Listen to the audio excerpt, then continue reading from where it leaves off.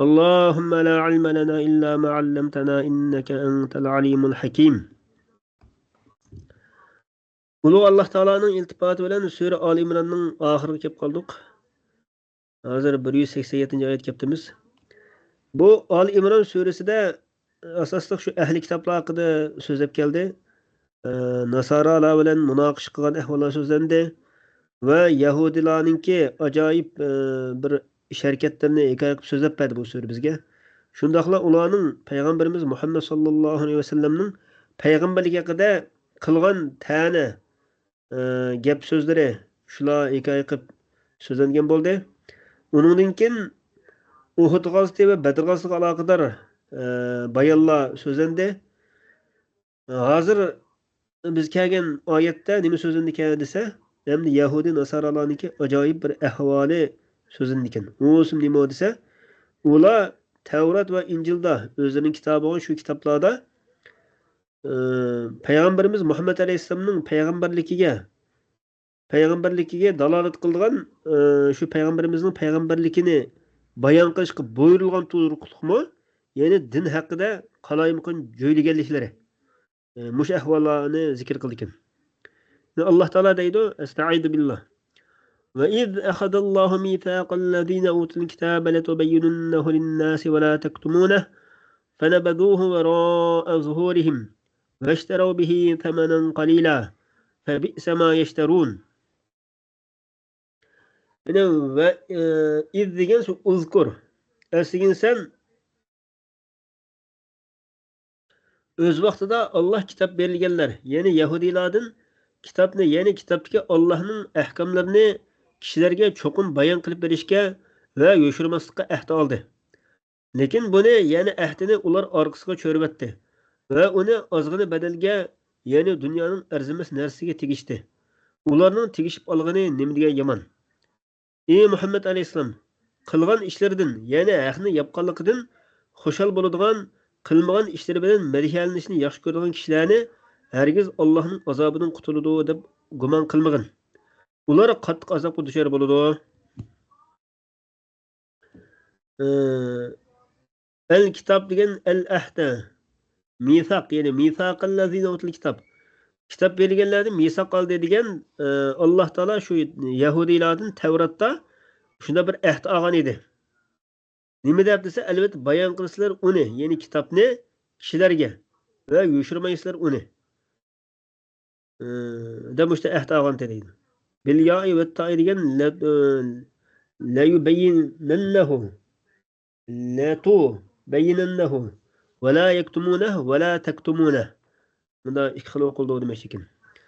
Fanabaduhu degan tarahu al-mithaq. Ashta ahd olgan to'sima ular Allohning o ahdisini orqasiga cho'rib tashlabdi deydi. Vara'a zuhurihim, orqasiga cho'rib tashlabdi, uni amal qilmadi. Veşterav bihi, oldi uning o'rniga, u Allohning ahdisiga dunyoning shu arzimas pullarini deb shu Allohning ahdisini qabul qilmadi demoqchiman. Uning o'rniga ma arzimas pulni oldi. O'zlariniki shu nodon odamlaridan o'sha arzimas pulni olib uni o'zgartirib etdi. Riyasatihim fil ilmi, ular ash ilm jihati üstün adamlar bo'lgani uchun tövendeki nodon adamlar ala pul berib, bizga manfaatimiz uygun keladigan qitmishlar o'zgartib bersan desa, shu bu ish qilib etgan gap. Fakatamuhu khawfa fawtihi alayhim. Shuningla ular uni shu Allohning ahdisini o'zlarininki riyosat raisligining qo'ldan ketib ketishini qo'rqib yushirdi deydi. Fabi'sa ma yashtarun. Ularning bu qilganini setib olgani dunyoning arzimas narsasiga oni setib etgani nima degan yomon. İlim ehli olan adam şu xalqninki oğan adab qilamo, Muhammed adab qilamo deb Allohning ilmini yushirsa bo'lmaydigan gapimni. Mushundan ashta bir hukm chiqara olamizda. Va la tahsabanna allazina yafrahuna. Va yo'qkana la tahsabanna allazina yafrahuna bima ataw wa yuhibbuna an yuhmadu bima lam yaf'alu. Ya'ni o'ylab qolmagin yoki o'ylab qolmasin. La tahsabanna la yahsabanna. Xo'shal bo'lganlar bir narsa bilanki qildi. Yani kişilerini azdırışdan ibaret şu kılgın kılmışı bile hoşal boğanlar oylap kalmasın. Ve yuhibbune en yuhmedu ve yaxşı gördü maqtılınışını kılmağın iş bilen. Kılmağın işi bilen kılmağın işininki şu işiga başkalarının maqtışını yaxşı gördü Allah. Minet temessuki bil haq ve hum ala dalalin. Yani özleri azgınlığının üstü durup biz haqda çın turvatemiz deb kılmağın işiga qarta başkalarının maqtışını yaxşı gördü Allah deydi.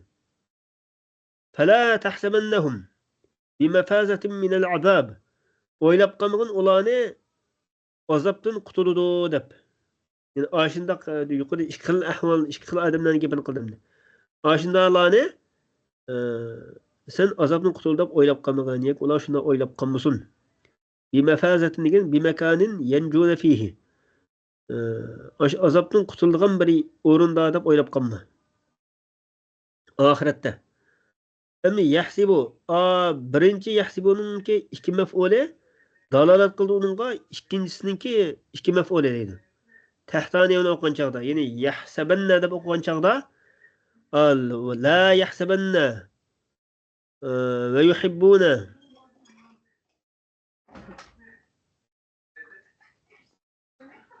degan shu uchinchi shaxs bilan o'qigan vaqtda bu ikkisining maf'uli qaysi bo'ldi desa, ikkinchisining maf'uli ikkinchisiningki ikki maf'uli. Yine fala tahsabannahum degan ikkinchi fe'lniki ikki maf'ul olib dalolat qildi odam. Yine bu yer nima demoqchi desa, la yahsabanna deb o'qigan chaqda o'ylab qolmagan dedi. Uning maf'uli nima desa, fala tahsabannahum degan ikkinchi tahsabanninki bimafazatin minal azab degan ikkinchi maf'ulun bisi oldingi ikki fe'lning maf'ulun bisi bo'ladi deymiz demoqchi kim yani. Ama fevqaniye la yahsabanna deb o'qigan, la tahsabanna deb o'qigan chaqda o chaqda ikkinchisi hazb qilindi faqat. La tahsabanna allazina yafran.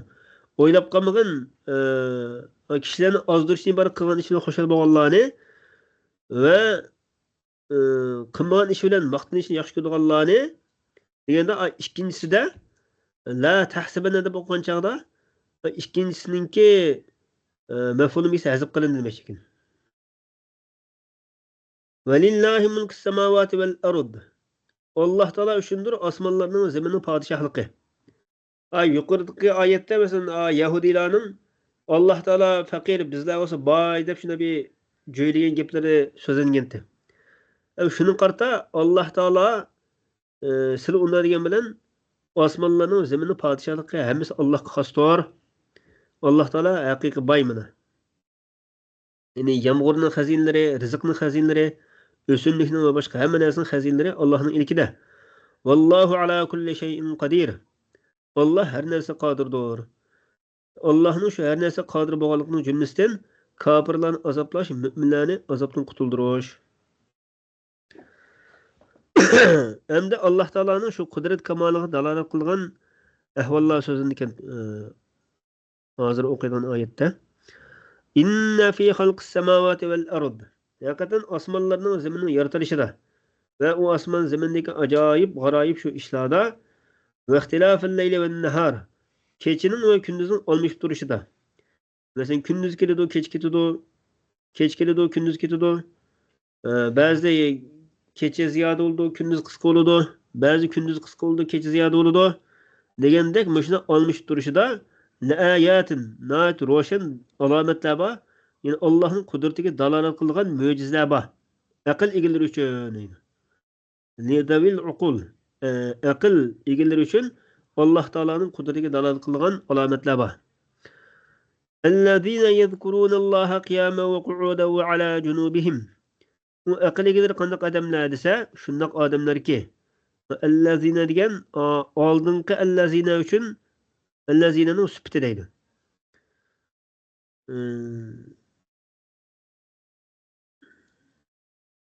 Ya ki onundan bedel. Ellezine şunday kişiler ki zikir kıldı ola Allah'ını örtüğün altıda ve olturğun altıda ve yançı yatqın altıda. Mudataci'ine yani yançı yatqın haletlerde. Yani hem halette Allah'ını zikir kılıp durduğun kişiler doğru. İbn Abbas radıyallahu anhuma'dan rivayet kılınishicha yusalluna kezalike hasabet taqa deb shunaq degan. Ular taqatini yetishicha namoz o'qiydi. Har qanday vaqtda qon o'rtirib o'qishga qudrat yetmasa o'tirib o'qiydi, o'tirib o'qishga majol yetmasa shu yancha yetib turib o'qiydi. Har qanday holatda namozni tark etmaydi deganlik ekan. Va yatafakkaruna fi xalqis samawati val ard. Va yana ular osmonlarning va zaminning yaratilishi haqida tafakkur qiladi. Liyastadillu bihi ala qudrati sani'ihima. Uning bilan shu osmon zaminni yaratquchining qudratiga dalil talab qilish uchun. Shunda tafakkur qiladi. Yaquluna ular yana deydi-ki, Robbana ma xalaqta hada batila. Ey Parvardigorimiz, buni sen bekor yaratmading. El xalqallazi narahu. Biz ko'rib turayotgan bu mahluqotlarni bekor yaratmading. Batilan degan holdir deydi. Batil holatda, ya'ni bekor holatda buni yaratmading. Yine adathan, yine o'yinchoq qilib yaratmading, balki sening qudratingning komilligiga dalil qilib yaratding. Subhanak, sen poktursan, ya'ni tanzihan laka anil abath. Sen unda quruq behuda ish qilishdan poktursan, ey Rabbimiz. Faqina azabin nar. Shunglashqa bizni do'zax azobini saqlag'in. Robbana innaka man tudkhilin nara faqad akhzayta. Ey Rabbimiz, haqiqatan sen kimniki do'zaxga kirgizsan, shu do'zaxdan mengu qilish uchun kirgizgan bo'lsang, uni xor qilgan bo'lding. Ahantahu. Va maluz zolimin. Zolimlar uchun, ya'ni kofirlar uchun min ansor. Hech qanday bir yordamchi yo'qdir. Va maluz zolimin deganda zohirni zimirning o'rni qo'yish va nima uchun desa ishorin bi takhsisil xizibihim. Xorliqni ularga xos qilish uchun deydi. Ya'ni va ma lahum dema almash holatini keltirsin bo'ldi. Yuqoridagi gap shunaqa zolimlarga aloqador gaplar sizning bo'lgan ekan.